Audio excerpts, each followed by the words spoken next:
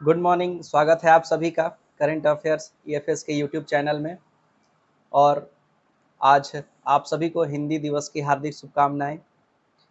और आज फिर से उपस्थित हूँ आप सभी के लिए करंट अफेयर्स का कुछ इम्पोर्टेंट टॉपिक्स लेकर के। अगर आप लोग हमारे चैनल पे नए हैं तो वीडियो को लाइक कीजिए, हमारे चैनल को सब्सक्राइब कर लीजिए, शेयर कीजिए, क्योंकि मैं हर रोज़ आपके लिए हर तरीके के कॉम्पिटिटिव एग्ज़ाम्स के लिए करंट अफेयर्स लेकर के आता हूँ। और वीडियो को शेयर कर दीजिए ताकि आप जिनके साथ भी तैयारी करते हैं उनसे ये इम्पोर्टेंट टॉपिक छूट ना जाए। तो चलिए बिना देर किए हुए हम लोग शुरू करते हैं आज के अपने टॉपिक को। तो हमारा सबसे पहला न्यूज़ है, Mexico's senate passes controversial judicial reform bill. यानी मैक्सिको में एक जुडिशियल रिफॉर्म बिल पास हुआ है। अब क्या है ये जुडिशियरी से जुड़ा हुआ बिल?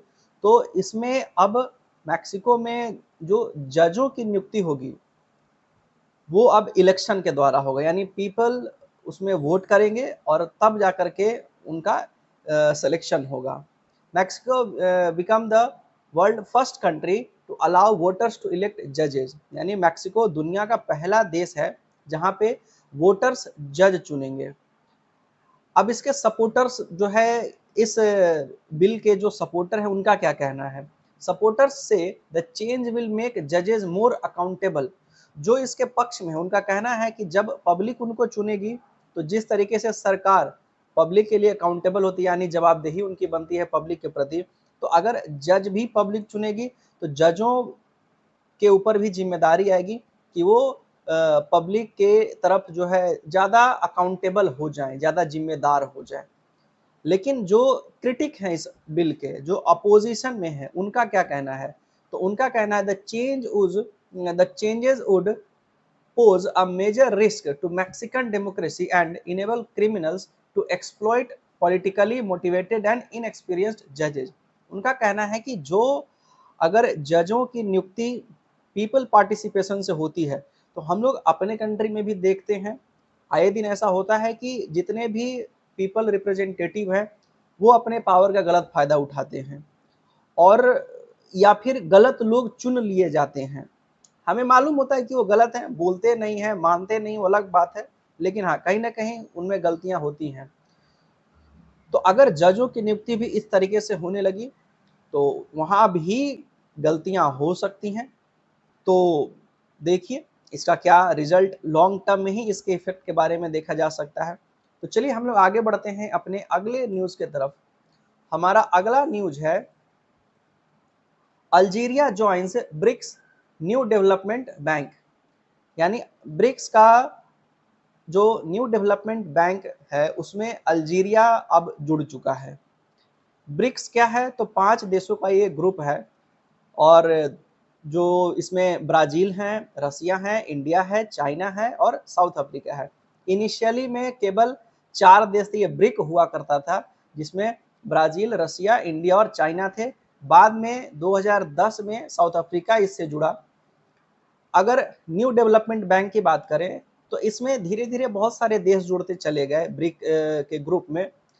और उनमें पहले जो है जुड़ने वाले देशों का नाम है, बांग्लादेश जुड़ गए हैं, इजिप्ट है, यूएई है और उरुग्वे, ये पहले से ही जुड़ चुके हैं और अब एक नया नाम आ गया है अल्जीरिया का। तो चलिए हम लोग आगे बढ़ते हैं अपने अगले न्यूज की तरफ।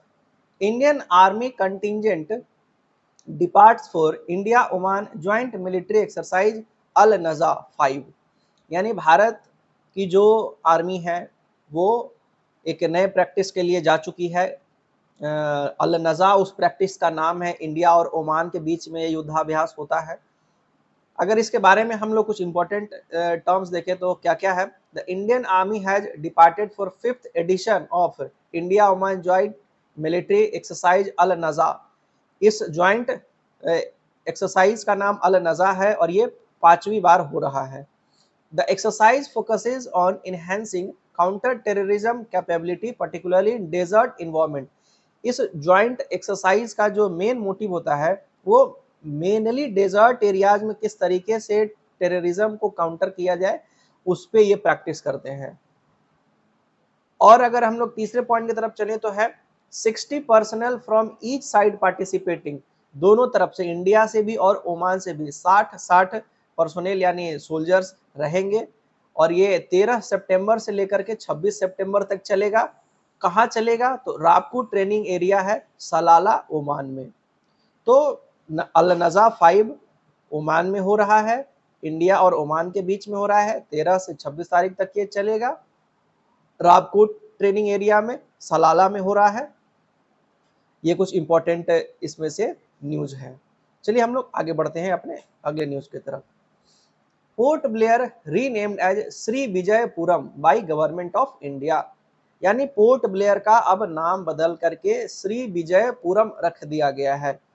अगर पोर्ट ब्लेयर का हिस्टोरिक हम लोग अपने कंट्री के लिए इंपॉर्टेंस देखना चाहें तो है Andaman and Nicobar island have an unparalleled place in India freedom struggle. It is the place that hosted first unfurling of Tiranga by Netaji Subhash Chandra Bose, यानी इसी जगह पे अंडमान एंड निकोबार में ही नेताजी सुभाष चंद्र बोस ने पहली बार भारत का झंडा जो तिरंगा है वो वहीं फहराया था। दूसरा अगर बात करें तो जो चोलास डायनेस्टी हिस्ट्री में हम लोग पढ़ते हैं, उनकी नेवी जो थी वो यहीं से कंट्रोल होती थी, पोर्ट ब्लेयर से ही।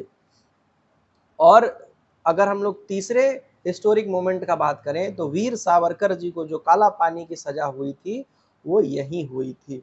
तो हिस्टोरिकली भी ये जगह बहुत इंपॉर्टेंट है हमारे कंट्री के लिए, हमारे फ्रीडम के लिए, इसलिए इसका नाम बदल के श्री विजयपुरम रखा गया है। चलिए हम लोग आगे बढ़ते हैं अपने अगले न्यूज की तरफ। तो हमारा अगला न्यूज है 79th United Nation General assembly session start, यानी यूनाइटेड नेशन जनरल असेंबली की शुरुआत हो चुकी है, 79th है ये। इसके बारे में हम लोग कुछ खास बातें देखते हैं। The United Nation General Assembly provide world leaders from the current 193 members state with a forum where they can discuss, debate and make recommendation on subject pertaining to international peace, security, including development, disarmament, human right and international law। कह रहा है कि जो आपका United Nation General assembly है, इसमें अभी total कितने दुनिया के देश इसके मेंबर हैं? तो 193 कंट्रीज इसके मेंबर हैं। यूनाइटेड नेशन में क्या होता है? तो ये एक प्लेटफॉर्म है जहाँ पे सारे देश मिल करके पूरी दुनिया में शांति कैसे हो, डेवलपमेंट कैसे हो, इन सब चीज़ों पे डिस्कस करते हैं, डिबेट करते हैं।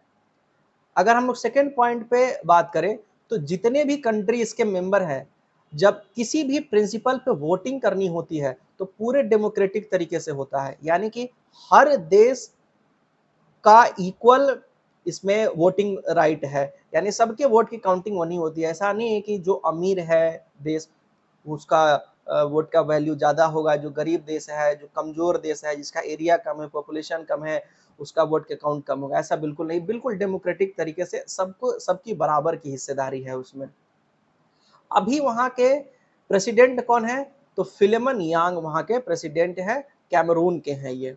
तो ये कुछ इंपॉर्टेंट थे यूनाइटेड नेशन जनरल असेंबली से जुड़े हुए। तो हमारे आज के करंट अफेयर में इतना ही। आगे के करंट अफेयर्स के लिए हमारे चैनल के साथ आप बने रहिए। मैं हर रोज आपके लिए करंट अफेयर्स लेकर के आ रहा हूँ। हमारे चैनल को सब्सक्राइब कर लीजिए, वीडियोस को लाइक कर दीजिए, शेयर कर दीजिए। अगर वीडियो पसंद आ रहा है तो